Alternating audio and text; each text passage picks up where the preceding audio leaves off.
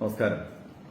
ഞാനിപ്പോൾ ഈ വീഡിയോ ചെയ്യാൻ വരുന്നത് ഈ കഴിഞ്ഞ ദിവസം അഡ്വക്കേറ്റ് ജയശങ്കർ എനിക്കെതിരായിട്ടുള്ളൊരു സ്റ്റേറ്റ്മെന്റ് സോഷ്യൽ മീഡിയയിൽ ഇടുകയുണ്ടായി. എന്നെ ഇകഴ്ത്തി കാണിച്ചുകൊണ്ടും PC ജോർജിനെ പുകഴ്ത്തി കാണിച്ചുകൊണ്ടുമുള്ള ഒരു സ്റ്റേറ്റ്മെന്റാണത്. ആ മാന്യദേഹത്തോട് എനിക്ക് ആമുഖമായി സൂചിപ്പിക്കാനുള്ളത്, PC ജോർജിന്റെ കയ്യിൽ നിന്നോ അല്ലെ മറ്റാരുടെയും കയ്യിൽ നിന്ന് എന്തെങ്കിലുമൊക്കെ വാങ്ങി അച്ചാരം വാങ്ങിയിട്ടുണ്ടെങ്കിൽ ആ അച്ചാരമൊക്കെ അങ്ങ് കയ്യിൽ വെച്ചാൽ മതി, അത് എന്നോട് വേണ്ട എന്നാണ്. ഞാൻ കേരള നിയമസഭയിലേക്ക് എത്തിയത് പൂഞ്ഞാറിലെ ജനങ്ങളുടെ അംഗീകാരം നേടി തന്നെയാണ്, അല്ലാതെ ഓട് പൊളിച്ച് നിയമസഭയ്ക്കകത്ത് ഇറങ്ങിയ ആളല്ല. ഞാൻ കഴിഞ്ഞ 10-35 വർഷമായിട്ട് പൊതുരംഗത്ത് നിൽക്കുന്നുണ്ട്. കോളേജ് യൂണിയൻ തെരഞ്ഞെടുപ്പ് മുതൽ നിയമസഭാ തെരഞ്ഞെടുപ്പ് വരെ 16 തെരഞ്ഞെടുപ്പിൽ മത്സരിച്ചു. 16 തെരഞ്ഞെടുപ്പിലും ജയിച്ചു. ജയിച്ചത് ജനങ്ങളുടെ മനസാക്ഷിയുടെ അംഗീകാരം കിട്ടിയിട്ടാണ്.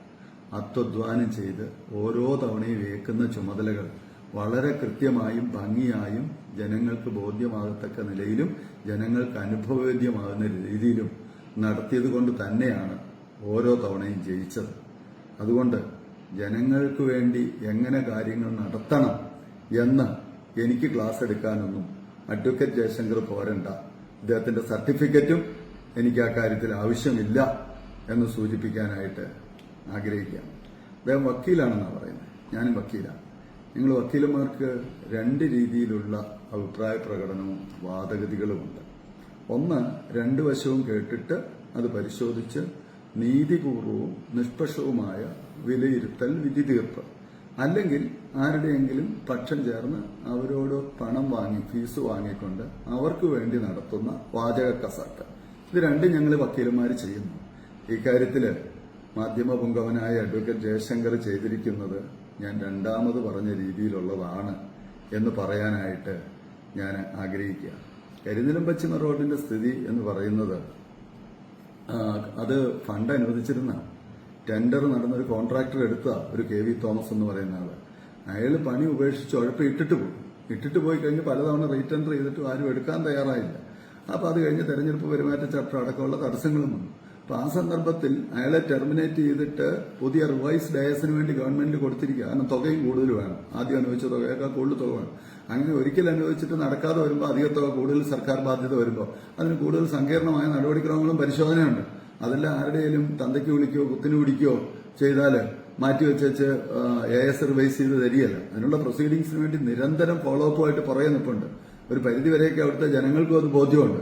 ഞാനത് പറയാൻ കാര്യം, ആ റോഡ് കരിനിലം കച്ചവും കുഴിമാവ് റോഡ് കടന്നു പോകുന്നത് മുണ്ടക്കയം കോരുത്തോട് പഞ്ചായത്തിലെ ഏതാണ്ട് 9-10 വാർഡുകളിലൂടെയാണ്.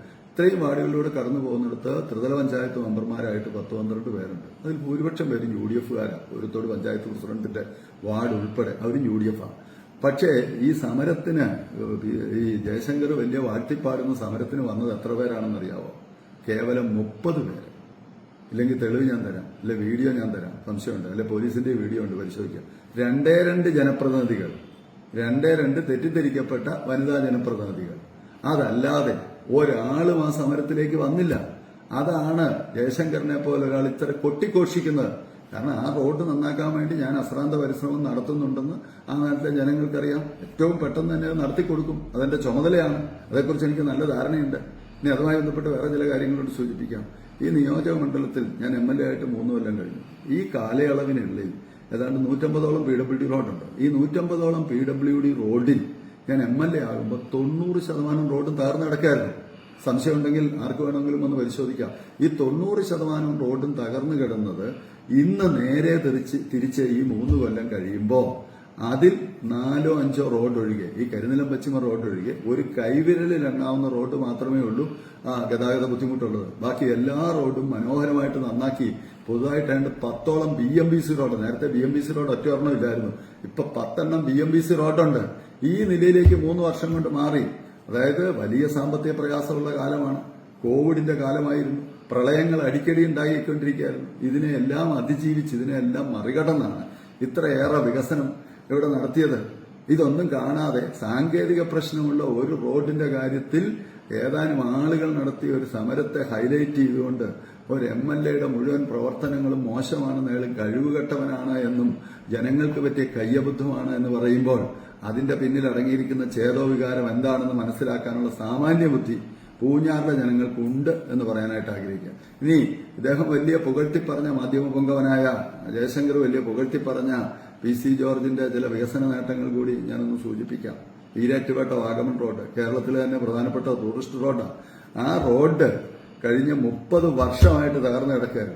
ഒരു വാഹനത്തിനും പോകാതെ നിങ്ങളുടെ വീഡിയോയിൽ പറയുന്നത് പോലെ നടുവൊടിയുക മാത്രമല്ല അതിനപ്പുറത്ത് കിടപ്പിലായി പോകുന്ന രീതിയിലായിരുന്നു ആ റോഡിന്റെ സ്ഥിതി.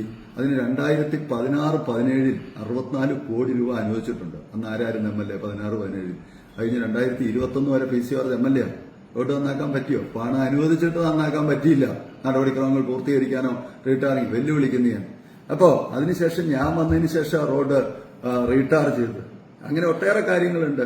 അതായത് പിന്നെ പൂഞ്ഞാർ ഗവൺമെന്റ് LP സ്കൂള് 125 വർഷമായ സ്കൂളാണ്. പൂഞ്ഞാർ രാജകുടുംബം തുടങ്ങിയ സ്കൂളാണ്.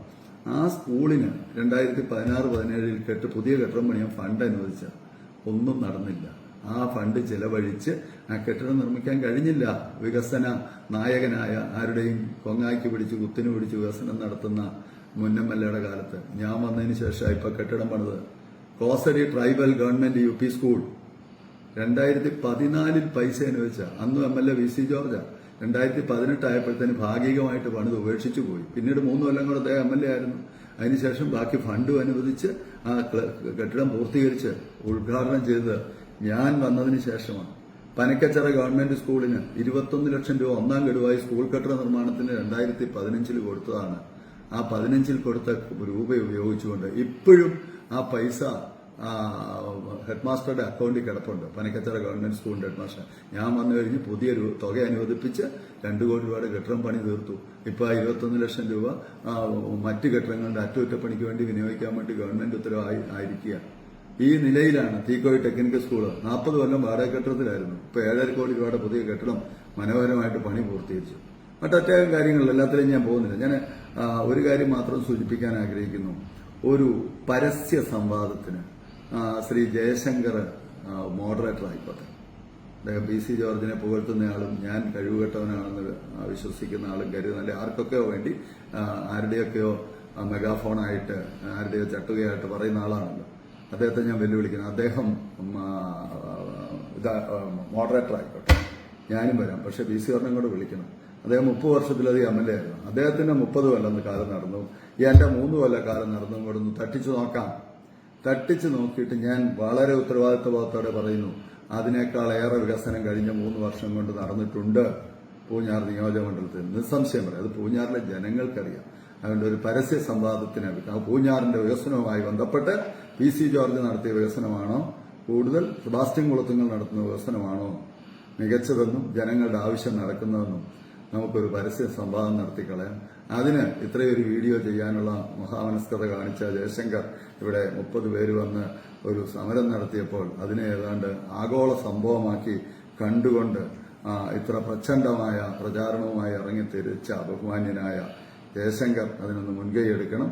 അതിന് ഞാൻ അദ്ദേഹം വിളിക്കുന്ന ഏത് വേദിയിലും ഏത് സമയത്ത് ഏത് ദിവസവും വരാൻ തയ്യാറാണ് എന്നുകൂടി അറിയിച്ചുകൊണ്ട് വിനയപുരസ്സരം ഞാൻ എന്റെ സംസാരം അവസാനിപ്പിക്കുന്നു. നന്ദി, നമസ്കാരം.